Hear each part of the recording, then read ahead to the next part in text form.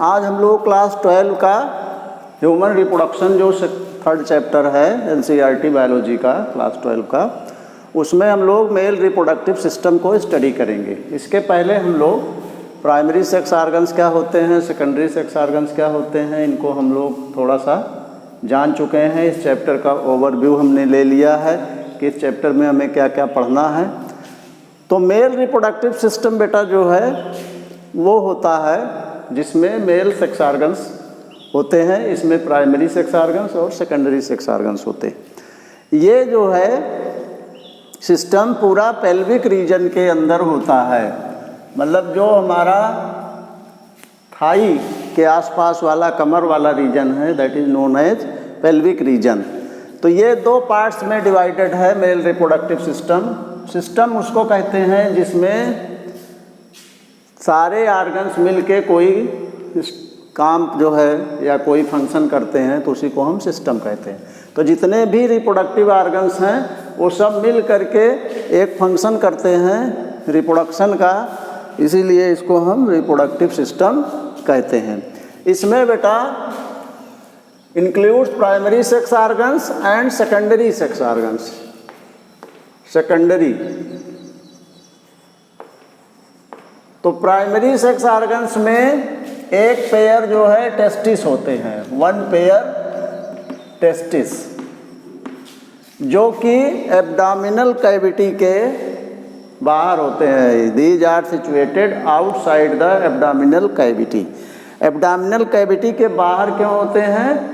क्योंकि बाहर जो टेम्परेचर होता है, यहाँ पर मतलब टेस्टिस के अंदर जो टेम्परेचर होता है वो इंटरनल बॉडी टेम्परेचर से कुछ कम होता है, मतलब लगभग 2 to 2.5 degree lower than the internal body temperature, जो क्या करता है which provides N atmosphere for formation of sperms, मतलब स्पर्म्स को बनाने के लिए वो टेम्परेचर जो है सूटेबल होता है, इसलिए ये एब्डोमिनल कैविटी। तो एक टेस्टिस इधर है और एक ही इधर भी होता है, सेम स्ट्रक्चर आप इधर भी बना सकते हैं, इसलिए मैंने पूरा नहीं बनाया कि ये मतलब जो हमने राइट साइड में बनाया है वही आप लेफ्ट साइड में बना सकते हैं, ठीक है। तो ये हो गया बेटा टेस्टिस। अब ध्यान दीजिए, टेस्टिस के अंदर जो हैं बहुत सारे छोटे छोटे कंपार्टमेंट्स होते हैं जिसको हम टेस्टिकुलर लॉब्यूल्स कहते हैं। These are known as testicular lobules. Structure से आप बहुत सारी चीज़ें समझ जाएंगे। ये टेस्टिकुलर लॉब्यूल्स हैं। अब हर टेस्टिकुलर लॉब्यूल के अंदर क्या क्या चीज़ें होती हैं उसको अभी हम लोग थोड़ी देर में डिस्कस कर रहे हैं। फिर इसके बाद जो है यहाँ पर एक छोटी सी बल्ब जो है स्ट्रक्चर है जिसको हम एपिडिडाइमिस कहते हैं। Epididymis, this is known as epididymis. और इसमें नेटवर्किंग ऑफ ट्यूब्यूल्स, बहुत सारी जो है ट्यूब्यूल्स का नेटवर्क होता है, इस नेटवर्क को हम रेड टेस्टिस कहते हैं। मतलब जो नेटवर्क ऑफ ट्यूब्यूल्स है उसको हम रेड टेस्टिस कहते हैं। और ये नेटवर्क ऑफ ट्यूब्यूल्स एक जो है ट्यूब्यूल में खुलता है जिसको हम वासा इफरेंसिया कहते हैं, वासा इफरेंसिया। और ये वासा इफरेंसिया जा करके फर्दर किस में खुलती है? एपिडिडाइमिस में। एपिडिडाइमिस मतलब इस टेस्टिस में भी होगा और जो लेफ्ट साइड में है उसमें भी होगा। और इसका पूरा सिक्रीशन जा करके एक अलग ट्यूब्यूल में खुलता है जिसको हम वास डिफरेंस कहते हैं। This is known as vas deferens. और ये जो है ट्यूब्यूल जा करके एक पाउच लाइक स्ट्रक्चर में यहाँ खुल रही है जिसको हम लोग सेमिनल वेसिकल कहते हैं। मतलब यहाँ पर स्पर्म्स आकर के स्टोर होते हैं, मतलब जो स्पर्म यहाँ बनेंगे, मतलब जो टेस्टिकुलर लॉब्यूल्स हैं इन्हीं के अंदर सेमिनिफेरस ट्यूब्यूल्स होते हैं। उन्हीं सेमिनिफेरस ट्यूब्यूल्स के अंदर मतलब उनकी जो लाइनिंग होती है, अंदर वाली जो वाल होती है, उसमें दो तरह की सेल्स होती हैं, male germ cells and Sertoli cells. तो उन्हीं से जो है क्या कहते हैं, जो मेल जर्म सेल्स हैं उन्हीं से स्पर्म का फॉर्मेशन होता है। और सर्टोली सेल्स जो हैं क्या करती हैं, उन स्पर्म्स को जो बन रहे हैं उनको जो है नरिशमेंट प्रोवाइड करती हैं। तो इसको अभी हम लोग डिटेल में थोड़ा पढ़ेंगे। यहाँ पर एक छोटी सी और स्ट्रक्चर है जो क्या कहते हैं इससे जुड़ती है, और ये कहलाता है urinary bladder. This is known as urinary bladder.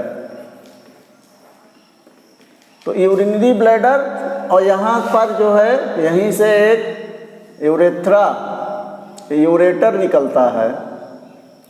तो कहने का मतलब जो इसका सिक्रीशन है और जो यूरेटर का सिक्रेशन है, मतलब यूरिन और क्या कहते हैं सीमेन, दोनों एक साथ यहाँ यूरेथ्रा से सिक्रीट होते हैं। तो ये जो है यूरोजेनाइटल सिस्टम कहलाता है, इसीलिए इसको हम यूरोजेनाइटल सिस्टम कहते हैं, क्योंकि इसमें यूरिन और सीमेन दोनों का सिक्रेशन एक साथ होता है। अब यहाँ पर एक, तो ये हो गई जो 4 स्ट्रक्चर्स हमने बताया, जैसे रेट टेस्टिस, वासा इफ्रेंसिया, एपिडिडाइमिस और वास डिफरेंस, ये जो हैं चारों एक्सेसरी डक्ट्स कहलाती हैं। ये चारों क्या कहलाती हैं? Accessory ducts. कौन कौन? रेट टेस्टिस, इसके अलावा वासा इफ्रेंसिया, उसके बाद एपिडिडाइमिस और वास डिफरेंस। ये चारों जो हैं एक्सेसरी डक्ट्स कहलाती हैं। तो एक्चुअली प्राइमरी जो सेक्स ऑर्गन्स हैं वो टेस्टिस हैं, इन्हीं से स्पर्म का फॉर्मेशन होगा और हार्मोन का सिक्रीशन भी इन्हीं से होगा। ये डक्ट्स केवल जो है इस प्रोसेस, ये कोई भी हार्मोन सिक्रीट नहीं करती, ना क्या कहते हैं कोई स्पर्म का फॉर्मेशन करती हैं, बस केवल ये इनके इसके फंक्शन में they help only the primary sex organ that is testis to accomplish the whole phenomena of reproduction. और एक्सेसरी ग्लैंड्स कौन कौन सी होती हैं? एक ग्लैंड यहाँ पर होती है जिसको हम प्रोस्टेट ग्लैंड कहते हैं। ये जो यूरेथ्रा है इसका जो फर्स्ट पार्ट है उसी पर ये प्रोस्टेट ग्लैंड्स होती हैं। प्रोस्टेट ग्लैंड हो गई, प्रोस्टेट ग्लैंड्स हो गई एक्सेसरी ग्लैंड्स में। इसके अलावा इसके नीचे जो है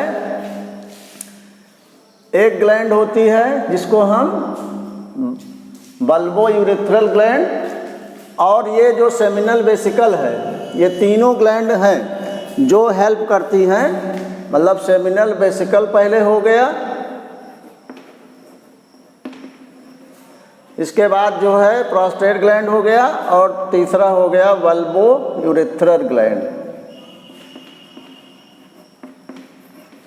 बल्बो यूरेथ्रल ग्लैंड्स, तो ये फर्स्ट हो गया, ये सेकंड हो गया, ये थर्ड। तो ये तीनों, और इसमें आप चाहें तो यूरेथ्रा भी ले सकते हैं। तो ये सब जो हैं ग्लैंड्स में आ गई, ग्लैंड्स में, और ये जो हैं डक्ट्स में आ गई, जो हेल्प कर, ये दोनों जो हैं हेल्प कर रही हैं। यूरेथ्रा भी एक तरह की डक्ट ही है। तो ये जो हैं हेल्प करती हैं इस प्राइमरी सेक्स ऑर्गन्स को पूरी रिप्रोडक्टिव सिस्टम को कवर अप करने के लिए। अब हम एक एक करके इसमें सबसे पहले प्राइमरी सेक्स ऑर्गन्स टेस्टिस को स्टडी करेंगे। टेस्टिस जो है बेटा मेल गोनाड्स हैं, कहने का मतलब ये मेल्स में जो है रिप्रोडक्टिव ऑर्गन्स हैं जो प्राइमरी सेक्स ऑर्गन्स कहलाते हैं। टेस्टिस जैसे कि मैंने बताया एब्डोमिनल कैविटी के बाहर मतलब सिचुएटेड होते हैं। बाहर क्यों सिचुएटेड होते हैं? जिससे यहाँ टेम्परेचर जो है थोड़ा लो रहे। ये लगभग जो है 2 to 2.5 degree centigrade lower than normal body temperature होता है। मतलब जितना नॉर्मल बॉडी टेम्परेचर होता है 37.4 डिग्रीज, उससे जो है इतना कम रहता है, तो that will favour the formation of sperms. मतलब यहाँ पर स्पर्मेटोजेनेसिस की प्रोसेस हो सके, यानी इसको आप लिख सकते हैं फेवर्स द स्पर्मेटोजेनेसिस। ठीक है, मतलब स्पर्मेटोजेनेसिस स्पर्म के फॉर्मेशन की प्रोसेस जेनेसिस मीन्स फॉर्मेशन और स्पर्मेटोजोआ मीन्स स्पर्म्स। इसके बाद जो है ये मतलब दोनों टेस्टिस एक सैक लाइक स्ट्रक्चर के या पाउच लाइक स्ट्रक्चर में बंद रहते हैं, जिसको हम स्क्रोटम कहते हैं। और यही स्क्रोटम जो है इसको प्रोटेक्शन देता रहता है और यहाँ पे टेम्परेचर को मेंटेन रखता है। और ये दोनों टेस्टिस जो हैं एक कार्ड से, मतलब एक रस्सी नुमा स्ट्रक्चर से लटके रहते हैं, जिसको हम स्पर्मेटिड कार्ड कहते हैं।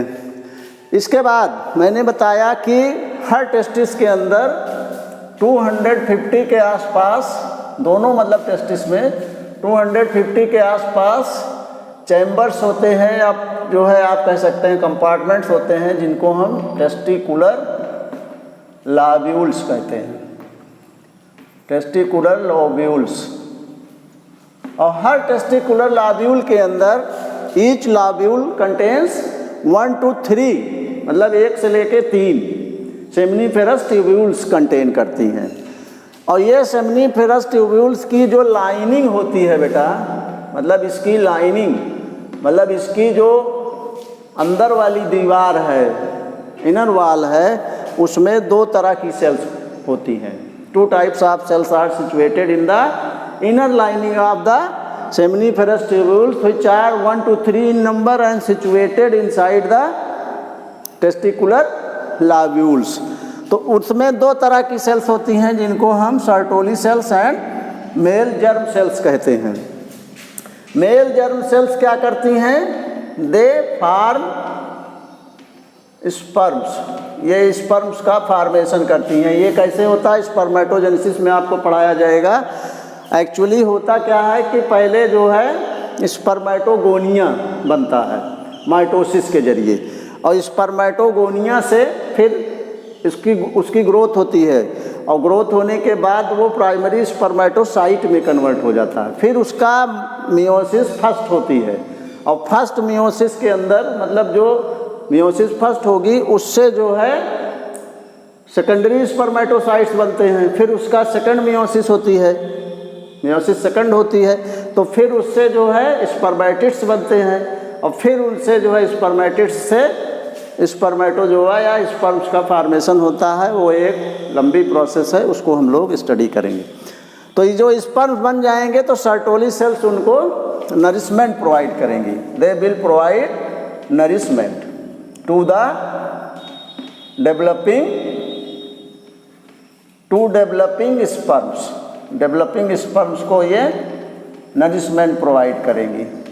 एक चीज़ और यहाँ समझ लें कि जो ये टेस्टिकुलर लाब्यूल्स हैं, इसके बाहर का जो एरिया है, the regions are the area outside the testicular lobules में स्पेसेज होते हैं, और इन स्पेसेज को हम इंटरस्टिशियल स्पेसेज कहते हैं।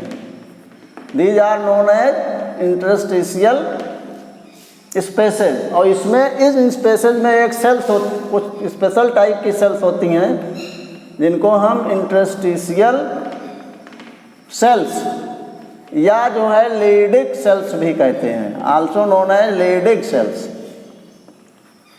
और ये लेडिक सेल्स क्या करती हैं? दे सिक्रीट ए हार्मोन, इनसे हार्मोन्स का सिक्रीशन होता है, जिनको हम एंड्रोजेंस कहते हैं। और ये एंड्रोजेंस क्या करते हैं? मतलब ये मेल हार्मोन्स हैं, मेल सेक्स हार्मोन्स हैं, जो मेल के अंदर सेकेंडरी सेक्सुअल कैरेक्टर्स को मतलब डेवलप करते हैं। जब प्यूबर्टी आती है, मतलब थोड़ा मैच्योरेशन आता है, प्यूबर्टी मीन्स 14 to 16 ईयर्स की जो एज होती है, इसको हम प्यूबर्टी कहते हैं, इसको एडोलसेंस भी कहते हैं। तो इसी पर जो है ये सारी प्रोसेसेस होना शुरू हो जाती हैं। अब आपको हम बताएंगे सेकेंडरी सेक्सुअल ऑर्गन्स। जो है secondary sex organs, primary sex organ testis के बारे में आप लोगों ने जान लिया। अब सेकेंडरी सेक्स ऑर्गन्स आप समझ लीजिए कौन कौन से हैं। सेकेंडरी सेक्स ऑर्गन्स को 2 भागों में हम डिवाइड करते हैं। इसके 2 पार्ट्स हैं, पहला है एक्सेसरी डक्ट्स और दूसरा है एक्सेसरी ग्लैंड्स। एक्सेसरी डक्ट्स में आपका सबसे पहले हमने आपको बताया था रेग टेस्टिस, मतलब जो क्या कहते हैं, ये जो ट्यूब्यूल्स का एक नेटवर्क बन रहा है, ये सारा नेटवर्क ही आगे चल करके एक अलग से ट्यूब्यूल में जाके जुड़ता है। इस पूरे नेटवर्क को ही हम रेट टेस्टिस कहते हैं। ये हमने आपको यहाँ शो किया। इसके बाद जो है दूसरा होता है इसमें वासा इफ्रेंसिया। वासा इफ्रेंसिया क्या है, ये भी एक ट्यूब्यूल है जिससे रेट टेस्टिस मतलब ये सारी ट्यूब्यूल्स का नेटवर्क आकर के मतलब जुड़ जाता है, कंबाइन हो जाता है। फिर उसके बाद ये पूरा वासा इफ्रेंसिया एपिडिडाइमिस में आके जुड़ता है। एपिडिडाइमिस जो है एक सोलन स्ट्रक्चर है जहाँ पर स्पर्म्स का मैच्योरेशन होता है। स्पर्म्स यहाँ मैच्योर होते हैं।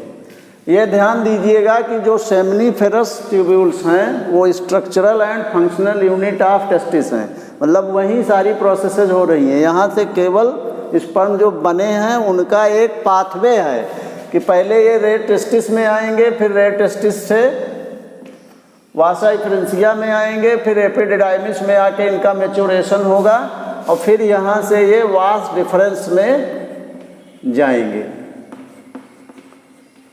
मतलब ये वास डिफरेंस है। ये जो ट्यूब लाइक स्ट्रक्चर आप देख रहे हैं, दिस इज वास डिफरेंस। और फिर आकर के ये सेमिनल वेसाइकल में आकर के कलेक्ट हो जाएंगे और वहाँ से जब इसकी इजाकुलेशन की ज़रूरत पड़ेगी तो यहाँ से ये इजाकुलेट होंगे।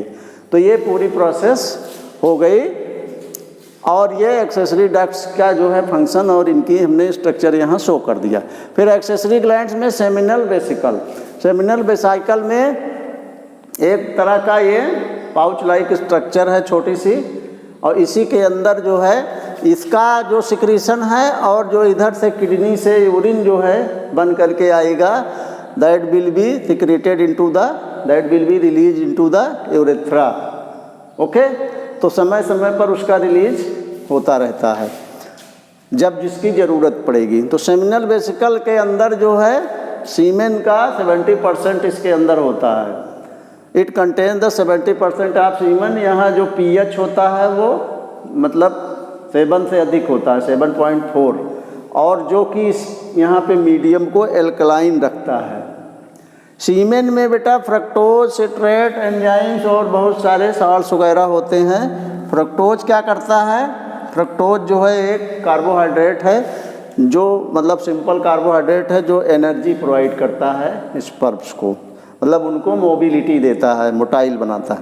प्रोस्टेट ग्लैंड उसके ये फर्स्ट पार्ट ऑफ यूरेथ्रा होता है। प्रोस्टेट ग्लैंड जो हैं 20% ऑफ सीमेन यहाँ से भी ये भी जो है इंक्लूड करता है। इसका pH जो है स्लाइटली एसिडिक मीडियम होता है, तो pH जो है 6.5 होता है, मतलब 7 से थोड़ा कम होता है। और ये प्रोस्टेट ग्लैंड भी कहने का मतलब ये सेमिनल प्लाज्मा और क्या कहते हैं सीमेन के कॉन्स्टिट्यूशन में हेल्प करता है। इसके अलावा एक तीसरी भी ग्लैंड होती है जिसको हम बल्बो यूरेथ्रल ग्लैंड कहते हैं। बल्बो यूरेथ्रल ग्लैंड्स या Cowper's gland, also known as Cowper's glands. इनका रोल केवल उस समय होता है जब कपुलेशन होना होता है। इनका कलर जो है येलो होता है, ठीक है। They are of yellow colour and they play role when there is copulation between male and female. तो ये जो है हो गया आपका क्या कहते हैं सेकेंडरी सेक्स ऑर्गन्स और प्राइमरी सेक्स ऑर्गन्स। आपको पूरा हमने रिप्रोडक्टिव सिस्टम बता दिया। इसके बाद यूरेथ्रा है। यूरेथ्रा जो है आगे चल करके एक मतलब यहाँ पे ओपनिंग होती है जिसमें ये खुलता है, जिसको हम मतलब यहाँ पर ओपनिंग, ठीक, तो इसको मेटस कहते हैं। एक जो है ओपनिंग है जिससे मतलब इजाकुलेशन स्पर्म्स का भी और यूरिन दोनों का हो जाता है, ठीक है। ओके।